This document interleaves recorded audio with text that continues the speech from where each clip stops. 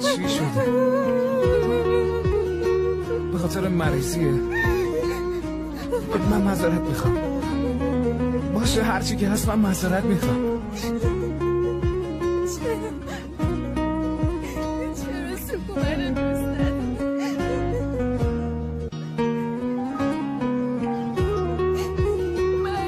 نگو. میدونی گفتم نگو. من سکو رو دوست دارم. بهت گفتم نگی. فکر کردم میتونم کنار بیام ولی دارم اذیت میشم. عشق اگر بود شکم بود رفتنی میرود زود.